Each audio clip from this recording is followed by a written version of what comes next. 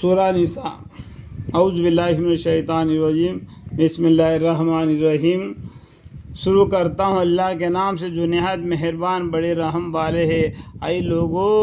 اپنے پروردگار سے ڈرو جس نے تم کو ایک جاندار سے پیدا کیا اور اس جاندار سے اس کا جوڑا پیدا کیا اور ان دونوں سے بہت سے مرد اور عورتیں پھیلاوے، اور تم خدا تعالیٰ سے ڈرو جس کے نام سے ایک دوسرے سے مطالبہ کیا کرتے ہو، اور قرابت سے بھی ڈرو، یقین اللہ تعالیٰ تم سب کا اطلاع رکھتے ہیں۔ اور جن بچوں کا باپ مر جاوے ان کے مال انہی کو پہنچاتے رہو، اور تم اچھی چیز سے بری چیز کو مت بدلو، اور ان کے ملامت اور مال مت کھاؤ اپنے مالوں کے رہنے تک، ایسے کارروائی کرنا بڑا گناہ ہے۔ اور اگر تم کو اس بات کا احتمال ہو کہ تم یتیم لڑکیوں کے بارے میں انصاف نہ کر سکو گے تو اور عورتوں سے جو تم کو پسند ہو نکاح کر لو، دو عورتیں سے، اور تین عورتوں سے، اور چار عورتوں سے۔ بس اگر تم کو احتمال اس کا ہو کہ عدل رکھو گے تو کرو، عدل نہ رکھ سکے تو نہ کرو۔ عدل نہ رکھو گے تو پھر ایک ہی بیوی پر بس کرو، یا جو لونڈی تمہاری ملک میں ہو وہی صحیح۔ اس امر مذکور میں زیادتی نہ ہونے کی توقع قریب تر ہے، اور تم لوگ بیویوں کو ان کے مہر خوشی دل سے دے دیا کرو۔ مہر دینا نکاح میں فرض ہے۔ ہاں، اگر وہ بیویاں خوشی دلی سے چھوڑ دے تو تم کو اس مہر میں کا کوئی جزا، تو تم اس کو کھاؤ مزہ دار اور خوشگوار سمجھ کر، اور تم کو کم عقلوں کے اپنے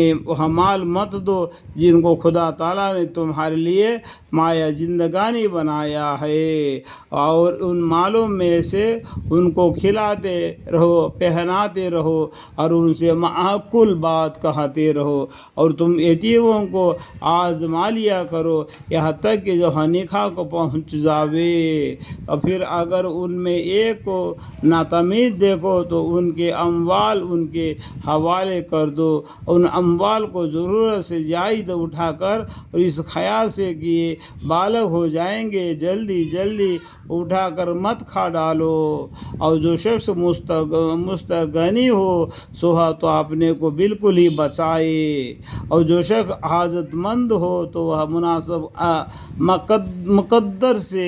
کھا لے۔ پھر جب ان کے مال ان کے حوالے کرنے لگو تو ان پر گواہ بھی کر لیا کرو، اور اللہ تعالیٰ ہی حساب لینے والے کافی ہے۔ مردوں کے لیے بھی حصہ ہے اس چیز میں سے جس کو ماں باپ اور بہت نزدیک قرابت دار چھوڑ جاوے، اور عورتوں کے لیے بھی حصہ ہے اس چیز میں سے جن کو ماں باپ اور بہت نزدیک قرابت دار چھوڑ دیا جاوے، وہ چیز قلیل ہو یا کثیر ہو، حصہ قطع یعنی حصہ برابر ان میں ہوگا۔ اور جب وارثوں میں ترک کے تقسیم ہونے کا وقت موجود ہو، رشتہ دار دور کے اور یتیم اور غریب لوگ، تو ان کو بھی اس ترک میں سے جس قدر بالغوں کا ہے کچھ دے دو، اور ان کے ساتھ خوبی سے بات کرو۔ اور ایسے لوگوں کو ڈرنا چاہیے کہ اگر اپنے بعد چھوٹے بچے چھوڑ جاوے تو ان